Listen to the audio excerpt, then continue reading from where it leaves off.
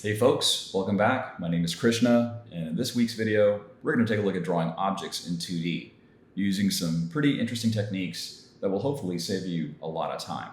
So let's get right into it. Let's start off by drawing some type of shape, like so. Just a single line with a little curved swoop. We'll hit Command J to make a copy. We'll use the Move tool to move the copy over, and then we'll use the Transform tool, Command T, to make this copy smaller. And what we're going to do from this point is just simply connect. Everywhere we have an inflection, which is where the direction of this line changes, we're going to simply connect from the copy back to the original. And what we're doing here is we're creating a surface. From there, we can simply add some other line. Doesn't have to be perfectly symmetric, but we're creating essentially a box. In two-point perspective, if you remember, we have two vanishing points. So if I look at this box, the top and bottom lines that I'm indicating here will converge back towards a vanishing point. And the same is true for the lines that are on the opposite side. They will converge to their own vanishing point. What we're doing here is we're taking a little bit of a shortcut. Instead of drawing the vanishing points and drawing lines from the vanishing points, we're simply drawing the object, keeping in mind that they will all go to a vanishing point. So we've got this cabinet that we've created here. It's a mixture of a straight line and an organic curved line. Let's take a look and see how we can add to that. So we'll have something like this, really weird shape. Command J to make a copy, Move tool, move it out, Command T to make it smaller, and what you're simply going to do is connect those inflections. And in this way, what you're doing is you're creating a surface from two sets of uniform lines. And so we've got this really nice little pipe shape here. Again, if we find the midpoints, we can kind of divide this up into a grid. And really, the sky's the limit. So if I wanted to, add to this particular shape, the only thing you want to keep in mind is if this is going to be a shape that has two vanishing points, that, let's say I want to go ahead and create, some kind of a weird shape like that. That these rays will converge back to their own vanishing point. So I can do something like that. I create a very oblong, irregular shaped object. Notice that the top edges here and the bottom edges here converge back to their own vanishing point. And then you can add whatever details you want to on top of that. Let's take a look at this again.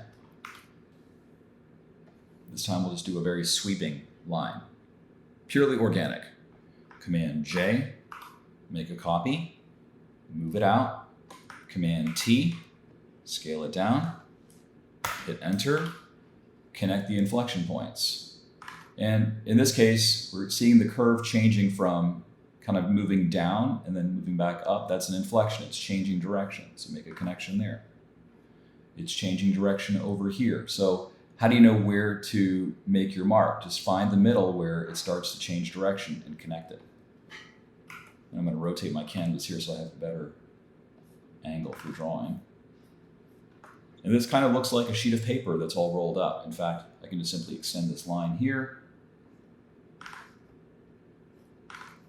and it looks like a piece of parchment. So I've got this kind of wavy shape. So really, really easy and powerful technique. What you want to avoid when you're drawing objects in perspective is you just want to avoid these parallel lines. I've seen many students when they're drawing objects in 2D space, they basically have all these parallel lines. Parallel lines never intersect, and they don't give us proper perspective.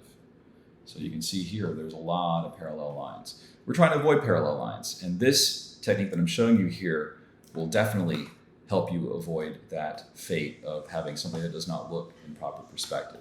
Let's just do one more to finish this out. And this time we'll add some extra details, and I'll show you how you can imply that in. So let's see. Let's make this really interesting. So we have a combination of curved and straight lines. We'll hit Command J to make a copy. We'll move the copy over. We'll hit Command T. We'll make the copy smaller.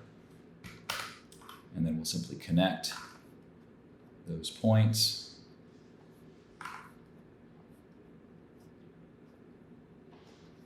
And then let's just make the backing here. We'll make it very simple and straight.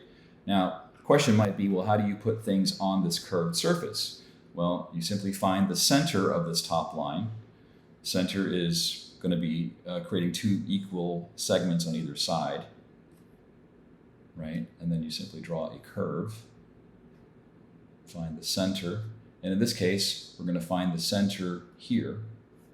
Create a line. We're going to mimic that same curve that we have. Find the center, the center. What we're doing is we're creating some grids. And these grids will help us with placing secondary shapes or other objects on this. If we wanted to make this like a console, or we wanted to add some buttons or what have you, we want those elements to feel like they match the proper perspective. Let's say that this is going to be some kind of a desk where someone's sitting at it. So find the midpoint. The midpoint and center are roughly the same thing here. And there's a little opening. And then we can continue to subdivide to create more detail. So we can make this into some kind of a panel with some buttons. We have some kind of a lever. Again, adding more details up here. And what's also really interesting too is you can mix and match these shapes. So like I've got this structure here. If I wanted to add some kind of a pipe or wire or something extending out of it, I can easily do that. So I can say, all right, well, just to make this more interesting and to break it up a little bit, I'll create some kind of a pipe coming back and out. Again, keeping in mind that this is also going to follow the same perspective.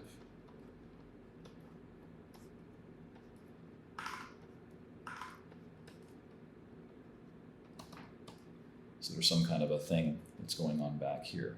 So you can mix and match and add to your shapes here. So if you find this tutorial to be helpful, please let me know. I'm trying to do my best to help intermediate artists level up their game. I know that perspective is a question that I always get asked, like how do you draw stuff in perspective? And I'm just trying to find simple ways to help intermediate artists get started with this. We're trying to make these techniques to where you can actually put them into practice. If you find value in this video, definitely appreciate a thumbs up so that other folks can find this content. And if you haven't considered subscribing, subscribe. I try to put out a new video every week. Sometimes it's more than one depending upon my schedule, but I at least try to get one video out a week. I do appreciate you watching, and I wish you a great rest of your week. Thanks again. See you soon.